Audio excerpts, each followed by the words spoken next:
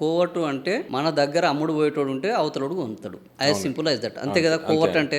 మన దగ్గర పని చేసుకుంటే అవతలోనికి విశ్వాసంగా ఉండడం. అవునండి. అదే కదా. అవునండి. సో ఈ కోవట్టులు కాంగ్రెస్ పార్టీలో మీకంటే పెద్ద నాయకుల, మీ తోటి నాయకుల, మీకంటే కింది నాయకుల, లేకపోతే పోటీ చేసిన అభ్యర్థుల, ఎవరు ఇందులో కోవట్టులు అంటున్నారు. అసలు పోటీ చేసిన అభ్యర్థులు ఆయన కోవట్టుల, పోటీ చేసిన తర్వాత పైన నిర్ణయాలు తీసుకునే మీ స్థాయి నాయకుల, మీకు ఇన్ఛార్జీలుగా ఉన్న వాళ్ళ రూట్ లెవెల్లో చూసుకుంటే అక్కడ పోటీ చేసిన చర్యల్లో అయితే చూసుకుంటే ఒక 8th వార్డ్ నుంచి ఎక్కడైతే కంటెస్ట్ చేసిన క్యాండిడేట్కి చామల కిరణ్ కుమార్ అన్న బాగా సపోర్టు, బాగా ప్రేమించిన వ్యక్తి.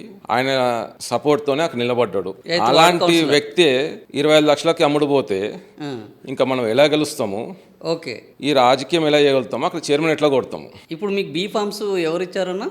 బీ ఫామ్స్ పీసీసీ నుంచి టీసీ నుంచి మాకు వస్తే మా ఇక్కడ ఇన్ఛార్జ్ కొమ్మూరు ప్రతాప్ రెడ్డి చేతుల మీదకి వెళ్ళి 8th వార్డు కౌన్సిలర్కి ఎవరు ఇచ్చారు B form? 8th ward councillor ఎవరిచ్చారనేది ముఖ్యం కాదు, ఇక్కడ ఎందుకు ఇచ్చామనేది ముఖ్యం. అక్కడ okay 8th ward candidate Bhaskar అనే వ్యక్తి అక్కడ చామల కిరణ్ కుమార్ రెడ్డి గారికి, మన ఎంపీ గారికి చాలా అత్యంత కావాల్సిన వ్యక్తి, దగ్గర వ్యక్తి.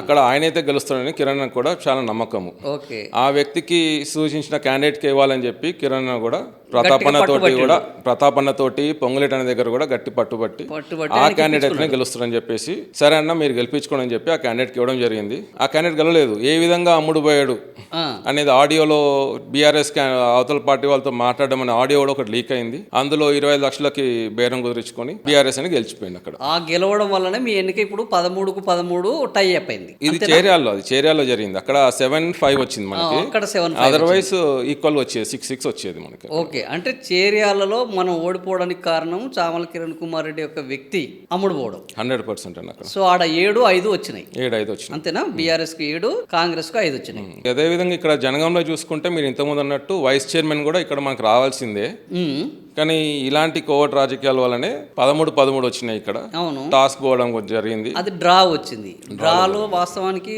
యాదాద్రి లక్ష్మీనరసింహస్వామి కృప, మా దయ ఉంది కాబట్టి ధర్మం గెలవాలని చెప్పేసి మా పైన దేవుడు చూపించిన దయతోటి మేము ఇక్కడ చైర్మన్ పోస్ట్ గెలుచుకోగలిగినాము. డ్రాలో వైస్ చైర్మన్ మనకు రాలేదు. ఆ వైస్ చైర్మన్ క్యాండిడేట్ కూడా మీరు చూసుకుంటే అతను కూడా మన కాంగ్రెస్ క్యాండిడేటే. ఆయన కూడా ఇండిపెండెంట్ గా గెలిచినాడు. గెలిచిన తర్వాత కూడా భువనగిరిలో చామల కిరణ్ కుమార్ తోటి బీలాలే తోటి కూడా సంప్రదాయాలు జరిపిండు. ఆ డిస్కషన్ ఫెయిల్ అయ్యి ఆ క్యాండిడేట్ అక్కడి నుంచి బీఆర్ఎస్ కి అప్పగించడం జరిగింది కాబట్టి 13-13 వచ్చింది. లేకపోతే ఆ రోజే గిట్ట మనము డిస్కషన్ లో ఆ క్యాండిడేట్ తోటి మనము సక్సెస్ అయ్యి ఉంటే మనకు 14, బీఆర్ఎస్ కి 12 సీట్లు ఉండేది. అవుట్ రైట్ మనకి చైర్మన్, వైస్ చైర్మన్ క్యాండిడేట్ ఇద్దరం గెలుచుకునే వాళ్ళం.